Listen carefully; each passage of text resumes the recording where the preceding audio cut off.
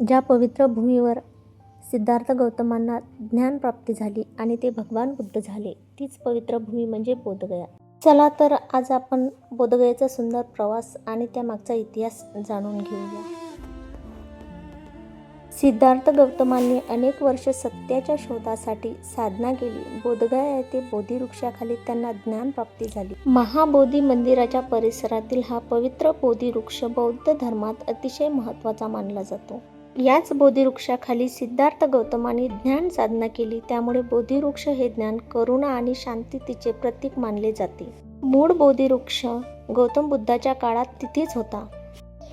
नंतर सम्राट अशोकांची मुलगी संघमित्रा हिने ही बोधगयेतील बोधिवृक्षाची एक फांदी श्रीलंकेतील अनुराधापुरा येथे लावली, असे श्रीलंकन बौद्ध परंपरेत सांगितले जाते.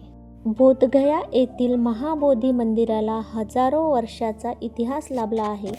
या पवित्र स्थळाचा विकास प्राचीन काळापासून होत गेला आणि आज दिसणाऱ्या या मंदिराची भव्य रचना मुख्यतः इसवी सन 5व्या ते 6व्या शतकात गुप्त काळाच्या विकसित झाली. हेच ते पवित्र स्थान आहे जिथे गौतम बुद्धांना ज्ञानप्राप्ती झाली, अशी बौद्ध परंपरेत मान्यता आहे.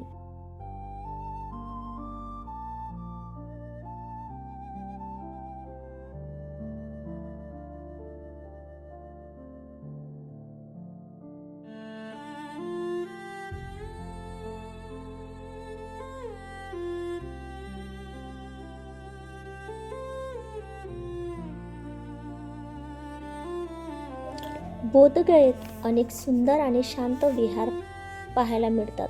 येथे जगभरातून येणारे बौद्ध अनुयायी ध्यान, प्रार्थना आणि साधना करतात. या विहाराच्या शांत वातावरणात बुद्धाच्या करुणा, शांती आणि समतेचा संदेश अनुभवायला मिळतो.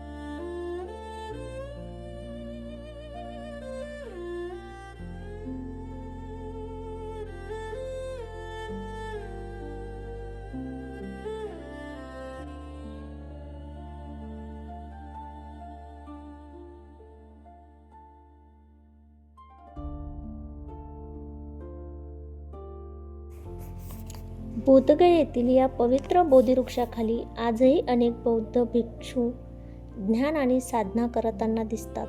हजारो वर्षापूर्वी याच पवित्र भूमीवर सिद्धार्थ गौतमाने ध्यान साधना करून ज्ञानप्राप्ती केली. या ठिकाणी ध्यान करणाऱ्या प्रत्येकासाठी हा क्षण अत्यंत विशेष आणि आध्यात्मिक महत्त्वाचा आहे. शांत वातावरण, बोधिवृक्षाची सावली आणि बुद्धांच्या विचाराची अनुमती मनाला वेगळीच शांतता देते. वज्रासन.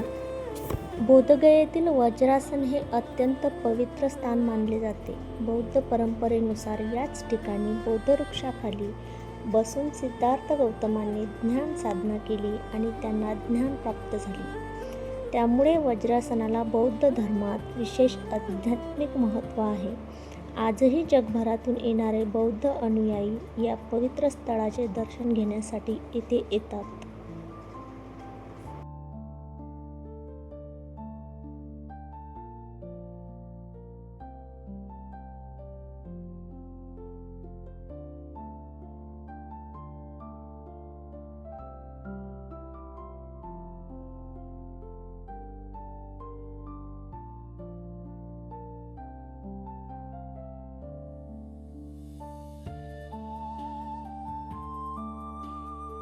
या दृश्यामध्ये भगवान बुद्ध ध्यानमुद्रेत बसलेले दिसतात आणि त्यांच्या मागे नागराजाने फणा पसरवलेला आहे.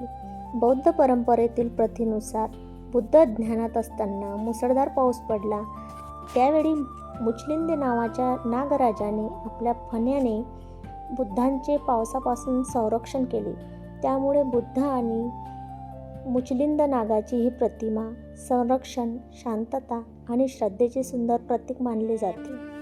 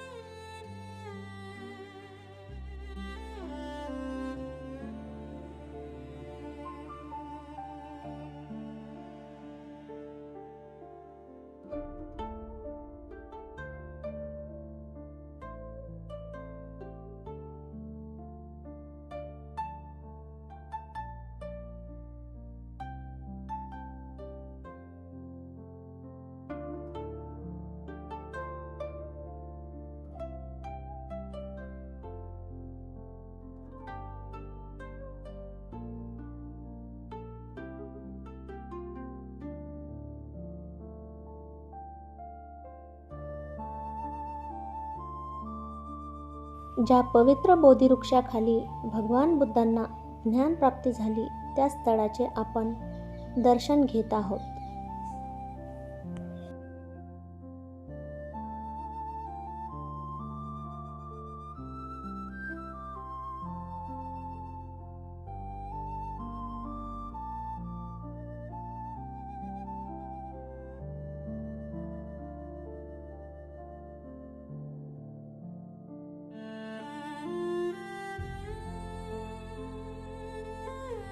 हे आहे बोधगयेतील चक्रमण स्थळ. बौद्ध परंपरेनुसार ज्ञानप्राप्तीनंतर भगवान बुद्धांनी येथे काही काळ ध्यान आणि चक्रमण केले.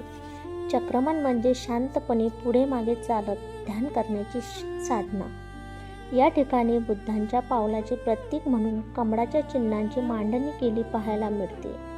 त्यामुळे या चक्रमक स्थळाला बौद्ध धर्मात विशेष महत्त्व आहे.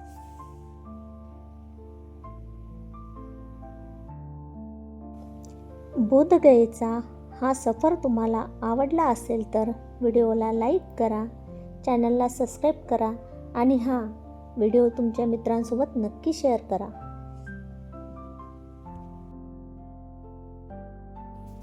या पवित्र वातावरणात काही क्षण शांतपणे अनुभवल्यानंतर मनाला एक वेगळीच शांती मिळते.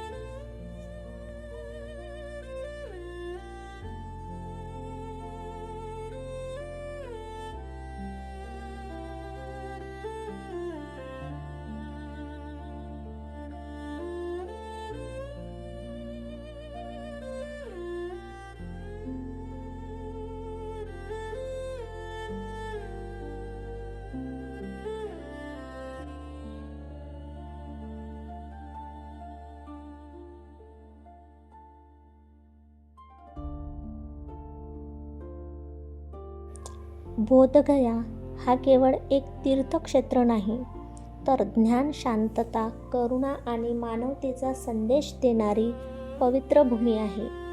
भगवान बुद्धांनी दिलेल्या सत्य, समता आणि करुणेचा मार्ग आजही जगाला प्रेरणा देत आहे. या पवित्र भूमीला मनापासून नमन.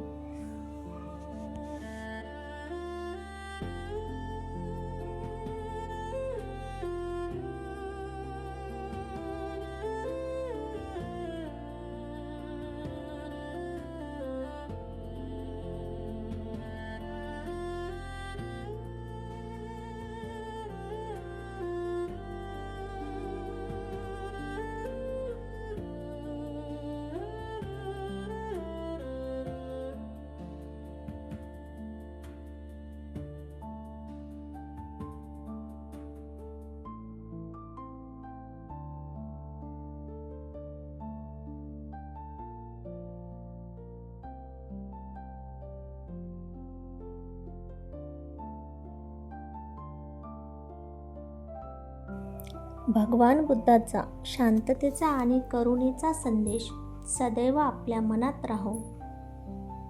नमो बुद्धाय. जय भीम.